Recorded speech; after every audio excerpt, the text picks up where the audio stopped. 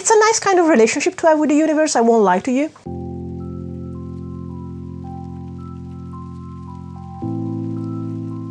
Hello witches, and welcome back to Activist Witch, where we discuss witchcraft and activism. You can call me Isha, my pronouns are she, they, and in today's video I'm gonna tell you about a few things that happened in my life, even before I started to practice witchcraft, that made me believe in magic, in the universe looking out for me, in things that are beyond what can be explained in scientific terms.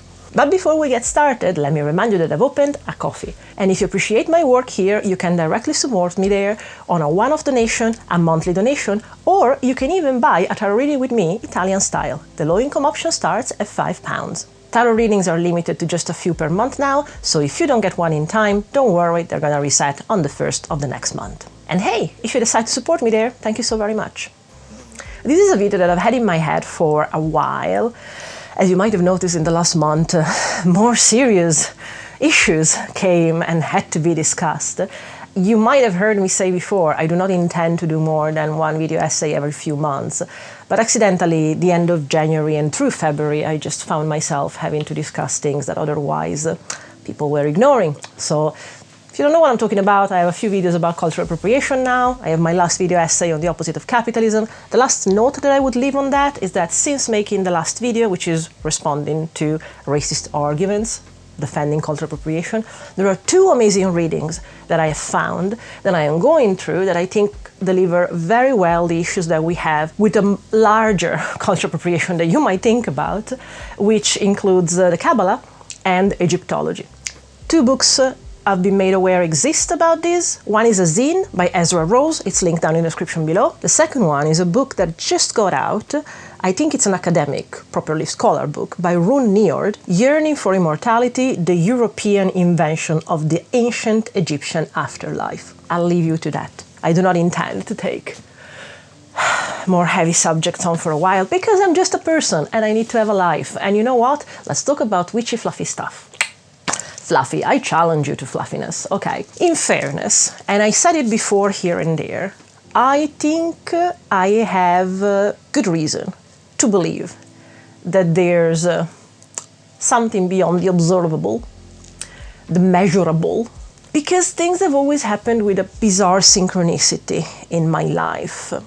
Not only that, relatively early on, when things weren't going my way, I also started to develop quite early the ability to take a step back, look at the wider picture, and understanding that even if there were things or consequences that I could not see coming from the manifestation of my desire, it was worth trusting that things were gonna go the best possible way that they could go for me on the long term. And now I know that saying this, as a person that comes from multiple marginalizations and from a quite traumatic childhood, you're like, well, what do you have to be happy about, really? And I think that the eyes that I look at life with are definitely one of those things. Recently I made a video called Radical Gratitude. It's very naive, but it explains to you pretty much the kind of view that I had on the world since I was 12. So I didn't quite realize what the system around me was actually trying to do to me, but I still kept this unreasonable hopefulness, which I have reason to believe is how I manifested my life. That sounds very intense, I know. I don't remember where I read it, but recently I read a quote from Phyllis Kurroth, I want to say, and it was talking about making spells, and the end quote was, "Do not believe, no." And I think that is a valid thing to say to a witch. After reading that, I went to Raven, my spouse, and I was like, there's a good chance that I made you happen, because, and here's the funny thing about things that make me believe in magic. I had absolutely no reason to believe that someone like Raven existed. I had seen examples of relationships. I had seen the kind of compromise and understanding. I, like many others, have been brought up with variations of The Beauty and the Beast, which basically tells you, as a femme person, you need to compromise, you need to understand, you need to coddle man's fragility, and you will change him into a better person for you. Yeah, that is a fairy tale that quite literally was created to subjugate women. It's actually, historically, don't believe me, Lindsay Ellis has made a wonderful video about it.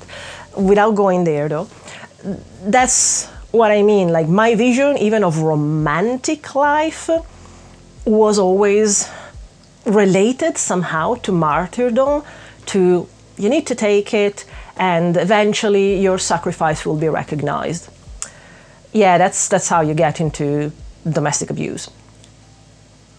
If it sounds familiar, I'll put some resources in the video description if that sounds familiar to anyone. I really hope not, but yeah. But incredibly, despite all the examples that, yes, that's the best you can get, especially as a fat femme person, let's not even go there, but yeah, the level in which, as a femme person, you are degendered from femininity if you happen to make the capital sin of being fat, because size has to do with obedience rather than appearance.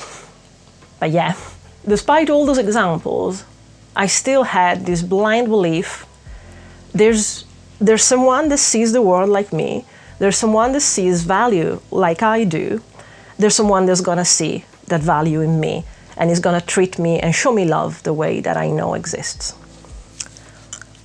It worked in a way that I don't know if I have seen other examples, and especially from media.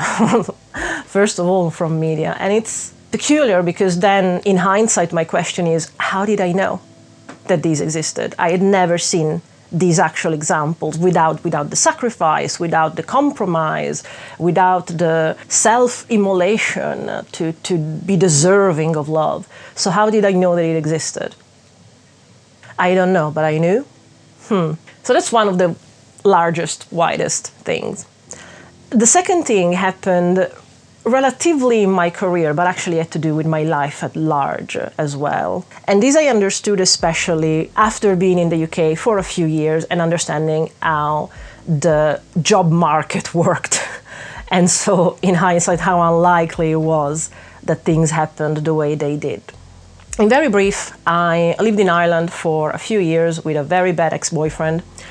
When this relationship ended, I moved back to Italy at the time. And while I was back in Italy, I applied for an internship in London. I had never been, well, I've been once in London, but never for work. We don't know why. In hindsight, it's even more rare. But I get an interview, even despite the fact that the people that receive my CV know that I am not living in the UK. I get an interview despite all of that. I get on a plane. I go to London for 3 days because I have to be there for an interview and a second one. And I have this interview. Meanwhile, I am there for those 3 days. It's the first time that I go around London and I realized, oh shit, everything of the kind of business that I want to work in, which at the time was the music business, happens here. As someone that had lived in Ireland out of a love of Ireland, you can imagine why I never quite thought about living in England. But being there, I realized, okay, this is where, if I want to do this career, I should be. So I think 2-3 days later, I got a phone call telling me, unfortunately, no, you didn't get the job. The moment that I got that, I genuinely spent no time sulking over it. I don't know why. I should have. It was completely fair to sulk over it. I just very lucidly stated, while looking at the picture that I took in London, doesn't matter. In a year's time, I'm going to be in London. And I kept saying that. Now, a few months down the line, I actually got a job with the same company and their Italian office, in a way that it's not how people in Italy get jobs, which already should have suggested to me something was at play there. And I remember talking to other interns at the time and hearing their stories of how they got their job, and everybody was going wide-eyed to hear that I just simply sent my CV to human resources at Gmail, let's say. But yeah, that's not how you get a job in it. You need to know someone that knows someone that knows someone is impossible. It's never happened. None of the people that I knew had ever heard of someone getting a job like that. And I knew that Italy doesn't work like that. Regardless, a few months later, I get this job. And even there, when I have my first interview, I tell my future manager, oh, whether you give me this job or not, like, just know that in 6 months I'm going to be in London. Which in hindsight, I'm just like, gotta love the confidence, but girl, read the room, you're trying to get this job here. Anyway, for some reason, evidently my confidence was seen as a good thing. It was complete naivete and foolishness, but it was seen as differently. I actually got the job, and I was there for 6 months. And evidently, when asked, I couldn't shut up about the fact that no, it's a stepping stone. I'm gonna get to London. I'm gonna get to London. And evidently, I was loud enough that a visiting person from office, I think in Spain at the time, heard me and was like, hey, there's this opening in the office in London, actually. Would you like me to introduce you to the person that is getting the CVs? Yes, absolutely. I send my CV. We do an interview over the phone this time. They know, again, that I am not living in the UK.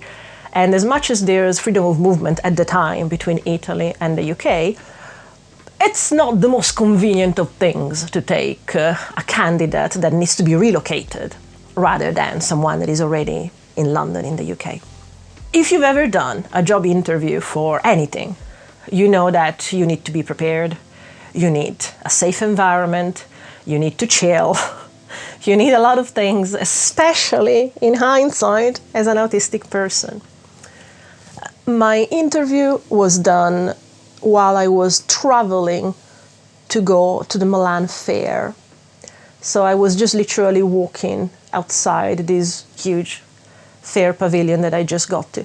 In hindsight, I keep wondering, why did I not realize that I should have stayed that day? I should have just done that. Like, why? Well, I don't know. It's Anyway, I get through that interview, and I should know at this point that this is important. This is what could get me to London. And I've been saying for a year I want to get to London. I still do it with this insane amount of self-conviction that this is my job. I already did this thing where I was absolutely convinced, like, this is a formality, this is my job. I had no reason to believe that, but I knew it. I didn't believe it, I knew it, exactly. To the point that at the time, before I hear back from London, there's also another department in the office that I'm currently in Italy, that wants me to stay. So my contract in the department that I am is finishing, and basically this department would like me to sign with them to stay on with them in Milan, in Italy. But at the same time, they know that I'm waiting for the answer from London.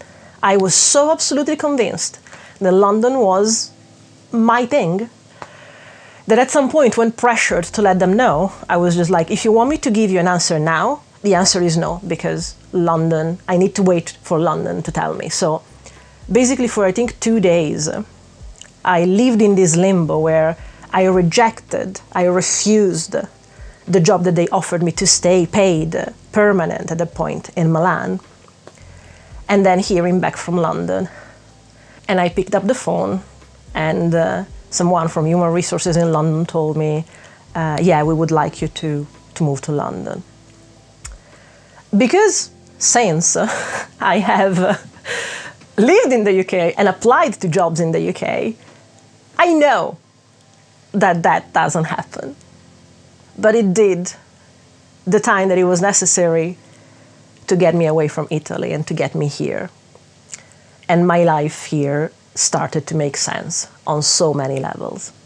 Not that the UK is perfect, but I said it in other occasions, we don't need to go in detail about it, but I wouldn't have gotten this old if I had had no way to get away from Italy. So it quite literally saved my life.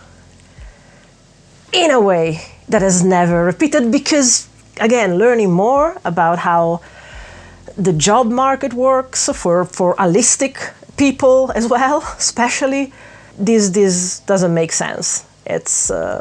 It was quite literally a gift that now I value even more than at the time. As much as at the time I valued immensely, like I still have the journal entry that I typed down the moment that I put down the phone after I was called to come to London. So yeah, this thing about gratitude, always had it, never hurts. Which is probably the reason why When after that, things didn't necessarily go my way, I knew I had proof enough by that point that things were going for my best. I didn't see how, I didn't necessarily know what was best for me, because being human, I just have the understanding of where I am now and maybe the immediately next step if things go in a direction, if I get the job, if I move to that place. But being human, limited by the fourth dimension of time. So I don't necessarily have the far sight to understand how things will evolve. But I've started to believe from that point onward they will go for the best, even if I don't see how. Which, it's a nice kind of relationship to have with the universe, I won't lie to you. Even when, again, I know that seen from the external point of view, people were like, you sure you feel lucky? Because like you are disabled, you rely on welfare, there are so many insecurities in your life. And every time I'm like, I won the lottery. People do not understand that I see the difference, I see where I come from, I see what was there for me. I won the lottery being here. There are two specific things that happened when I started to work with Venus and with Vesta that I talk about specifically in their videos. I'll send you there for the full stories, but very, very in brief.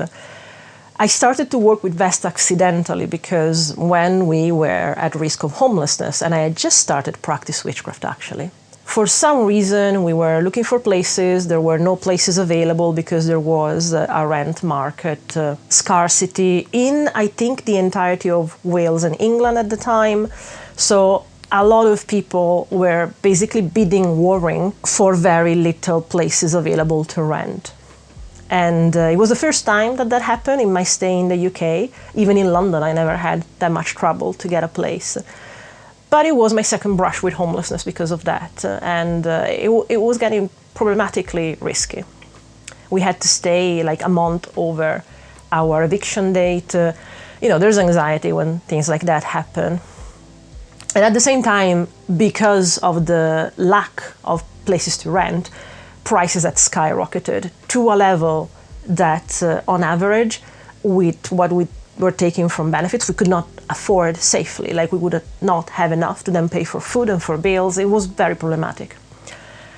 Something that came to mind at the time, I was experimenting with lots of spells, was to make a spell to secure a property.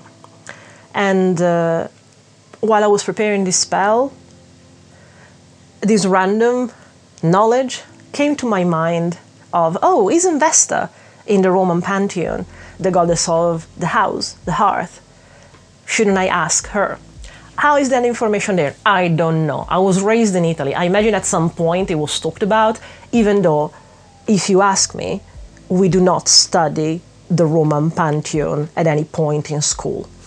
I'm sure that from somewhere the information must have come from, but looking back, I keep wondering where exactly did the information come from. And to be fair, there's going to be another instance that I'm going to tell you about information just popping in my head that I have absolutely no idea how it got there, but that's part of why it feels like it's magic. Anyway, I do that. I do a spell to secure what I think is a specific flat. In hindsight, that flat would have still been too expensive, like it would have given us trouble within 6 months to be able to keep affording it. So I do this spell, and in this spell, I basically do a promise to Vesta. I'm like, you get me this place where we can be safe and comfortable, and for every day that I'm in that place, I will light you a candle.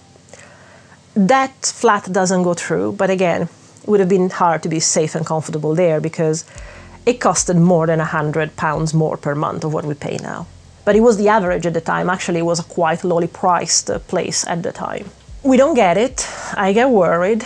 I go into the chat of a tenants union that we're part of, Acorn. If you're in the UK, check it out. It deserves your support because it's trying to bring in protection for renters, which is only fair. And I send a message to the people in the union saying, hey guys, I'm kind of worried. If you ever hear anything, please let me know.